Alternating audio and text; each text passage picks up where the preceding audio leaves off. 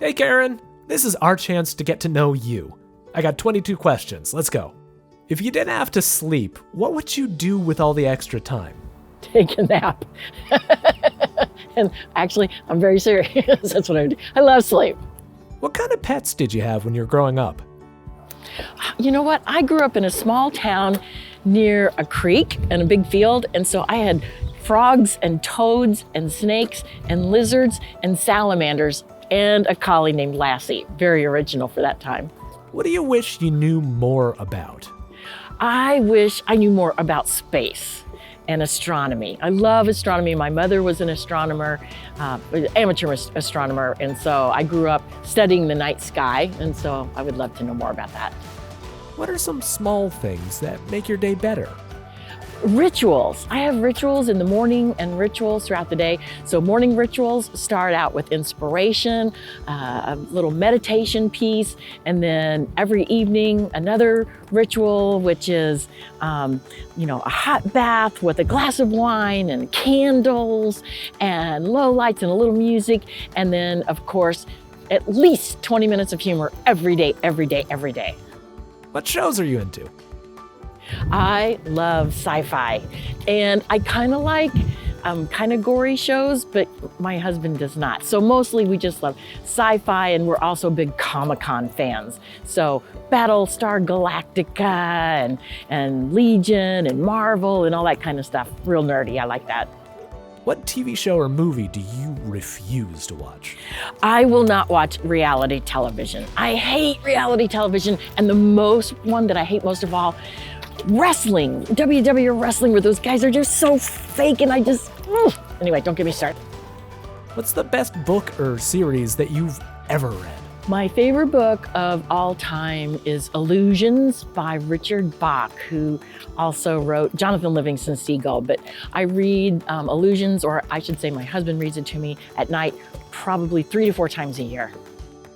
What is the farthest you've ever been from home? The farthest I've ever been was Bangkok. I got to speak to 5,000 people in Asia who didn't understand English as their first language, and it was a trip. Bangkok is beautiful. I encourage everybody to go. What's the luckiest thing that's ever happened to you? You are not going. The luckiest thing that ever happened to me. I am getting out of my car and I'm juggling my purse and my planner and my keys, and I turn around to lock my car and my keys go flying out of my hand, skidding across the ground and down a storm drain. And I was like, oh my gosh. And so I look and I see that they're on this little ledge, but it's too far for me to reach and I can't get down. And I look all around because it's early in the morning and there's one person there, and she's a city worker, and she's standing there with a pole with a hook on it. I'm not making this up. And she turns around and I said, could you help me? And she said, what could I do? And I said, see that little hook? And she came over and reached down with her hook and got my keys. I am not kidding you. That was amazing. What's something you're looking forward to in the coming months? The biggest thing I'm looking forward to is finally getting my book out and launched to the world. This has been like the longest pregnancy of all time, and I am just about ready to bust, but I am ready for this book to come out. Funny Means Money, Strategic Humor for Influence and World Domination. What app do you visit or use the most often? Now this might surprise you because I don't even have a television, but I live and die by IMDB.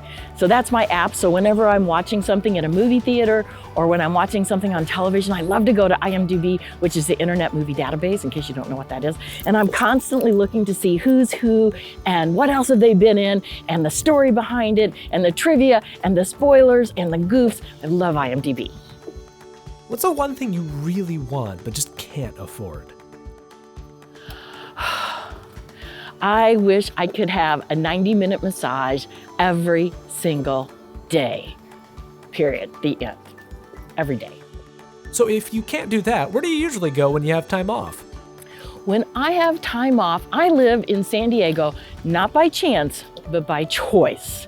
And there are beautiful beaches, and typically I either go up to PB, Pacific Beach, where there's a nice wide beach, or I'm about 10 minutes from Coronado Island and we walk down Coronado Beach and collect sand dollars. I love sand dollars. What question would you most like to know the answer to? I want to know who shot John F. Kennedy. Really, seriously. What was the best compliment you've ever received? I don't know if this was the best or the funniest, but one time I was on the Iyanla Van Zant show right after 9/11, and as we're talking, she leans over and she goes, "You smell good."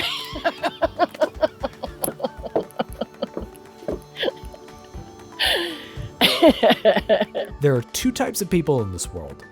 What are the two types? Actually, I would say there's three types of people in the world. Those who can count and those who can't. What are you addicted to? I am addicted to puzzles. And so I just have to stay away because it's all or nothing, because once I start a puzzle, I cannot stop. Love puzzles. What do you take for granted? You know, you don't even know what you take for granted because you're taking it for granted, but it did become obvious to me that I am not shy. And so we are living in a complex now, and I'm very comfortable with going up to complete strangers and just going, "Hi, my name is Karyn, and what's your name, and what do you do?" And so just that ability to communicate completely with strangers is something I take for granted. Have you ever saved someone's life? You know, this was a kind of an odd situation because, and this is really one of the earlier times where I started taking my work more seriously, because I had given a presentation and